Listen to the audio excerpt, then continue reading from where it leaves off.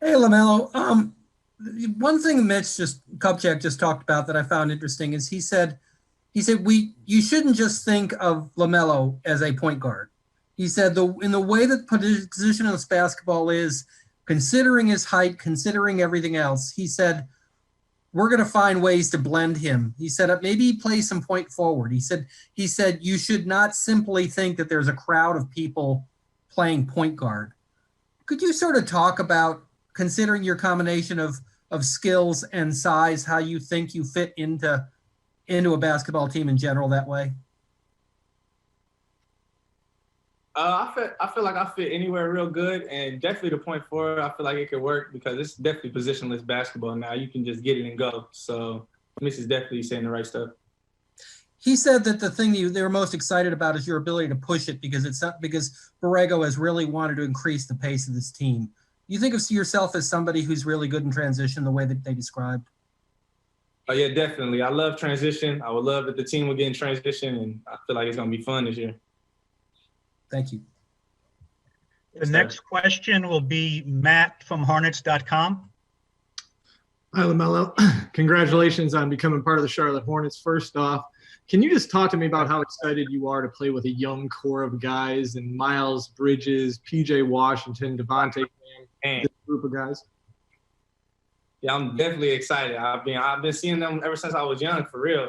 Miles at Michigan State and stuff, and Huntington Beach and all that. And then PJ, I played him when he was at Finlay and stuff. It's gonna be exciting. I mean, two high flyers can get out and go, and we got a young team. So I mean, yeah, I feel like it's gonna be nice.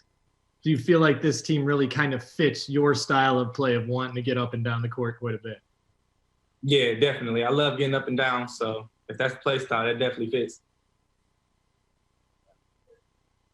The next question will be JB Ricks.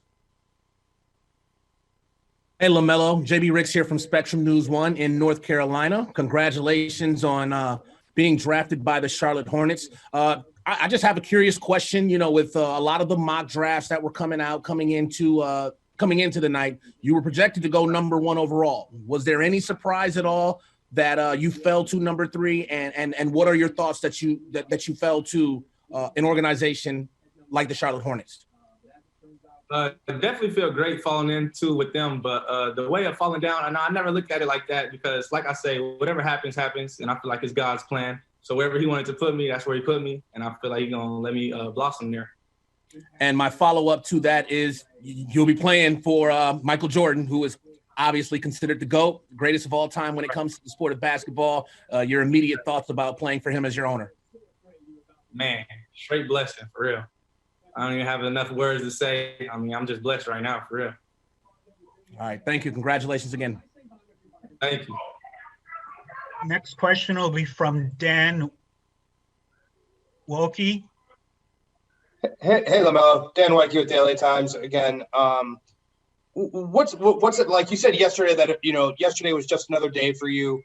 What's it like to be in this moment today to finally hear your name called? And then I guess how excited are you to be an NBA player here in 2 weeks to get into camp and get going? Definitely excited. I'm just letting it all hit me right now. But like I said, I'm ready to play. So yeah, I'm definitely ready to come and everything, and just ready to lace them up for real. What was the scene like at the draft party? How many people do you guys have there? What was it like, kind of seeing everybody else get excited? It was beautiful. I mean, we was all downstairs in the room. The whole room was crying. I couldn't even tell you how much people it was, but right when they called my name, everybody was cheering, excited. It was a beautiful scene. Next question will be from Brendan Marks. Hi, LaMelo. This is Brendan Marks from The Athletic. Congratulations on the selection and welcome to Charlotte. I'm just curious, you've been a professional before, but Mitch Kupchak just said on his call with the media that, a couple of times he notes how young you are. There's obviously a lot of room for growth, a lot of potential. As far as the youth, how are you preparing yourself to adjust to life in the NBA, the spotlight, all of those things? And how do you feel like your previous experiences have prepared you for that? Well, you just answered it right there. I mean, I feel like these previous experiences made me who I am today. So it's quite easy, for real, if I'm just talking to you.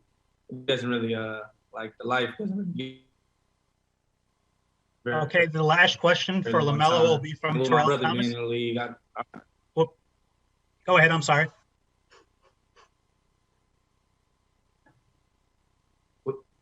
The last question will be from Terrell Thomas.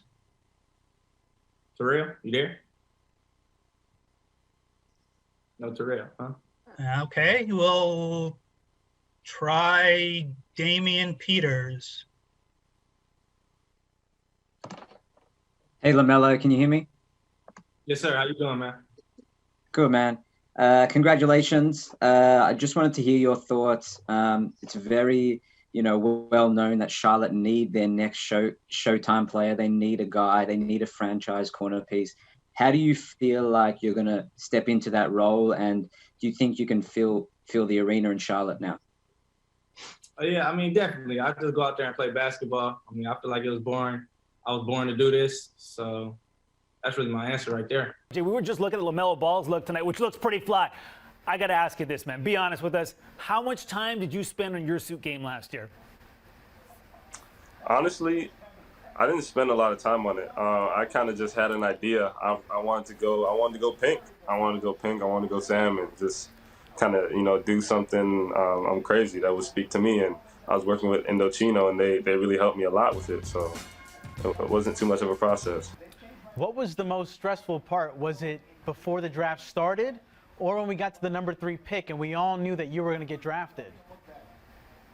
I think that was that moment I was actually a little nervous. Yeah. Just because I felt like, I wanted to go to New York. I felt like New York was going to pick me, but you never know what's going to happen. So I am very, very glad that they did pick me. RJ, you had so much hype coming into the draft year, that year of college for you. There's guys like LaMelo Ball, a couple other guys in this draft who have a bunch of hype surrounding them. What kind of advice can you give them moving forward? Honestly, the advice I would give them moving forward is just to be yourself, man. Just go into the league and be yourself. Work your way up. Be aggressive and confident at all times. You're in the league for a reason. You got drafted for a reason. So just go be yourself. There's a lot of rumors going around. No one really knows who's going to be the first overall pick. What's your guess? Who would you take with the first overall pick? Honestly, I don't know. There's so many talented guys in this draft. I used to be in this draft class actually, so I compete against a lot of these guys, and just a lot. And I think that anyone can kind of go. I feel like from 1 to 15 or 1 to how many ever. I think everybody's good. So I think you can't lose in this situation. What about your team specifically? What do you want to see them add this year? Where I want to see our team at, just getting better. We got a new coaching staff, and that's it. We're gonna follow their lead. Tibbs knows what he's doing. He has his reputation. I'm very excited to play for him. I just want to see us, get better and reach our full potential. Honestly. You mentioned that you know some of these guys that are going to be drafted tonight. Have you spoken to any of them? Has anybody said anything interesting? Are they nervous? How's everybody feeling? My college point guard, Trey Jones. Yeah. He's there, so I've spoken to him quite a bit. I'm excited for him. I see how hard of a worker he is and everything that he's been, going through. He has his brother in the league, so, I'm excited to watch him get drafted. So how long until you blow up his phone when he gets drafted? Oh, immediately. I hope I'm one of the first people that he hears from. Do you think he's going to pick up? If you FaceTime right away, is he going to pick up? He probably won't, but I'm going to try anyways. Yeah. That's cold, man. If he blocks him, that's pretty cold. He's like, I'm in the league now. I don't need to pick up your phone. Yeah, I got to move on. I got to ask you, just from college to the NBA, what are these guys looking at? What's been one of the biggest differences for you from college to the NBA and that transition? Honestly, the guys are just bigger, stronger. There's bigger court. There's different rules. There's also vets that have been in the league for how many years. This is the best of the best. So it's different altogether. The amount of games you have to play, the amount of hours you have to be in the gym, everything just increases, and the level of competition. So yeah, just coming in the league, just be ready. I mean, you've been working at it your whole life, so I feel like you're prepared. Speaking of your first NBA season, what was your welcome to the NBA moment? Was there anything that stuck out? I had 2 welcome to the NBA moments. Actually, I had way more than that. I think it was our 3rd game of the season. Kyrie Irving, sidestep 3 for the game, right in my face. Then Yeah. I don't know if it was the game after or something. Jason Tatum, fadeaway right in my face for the game. Brad Beal had 20 points on me in a half in preseason.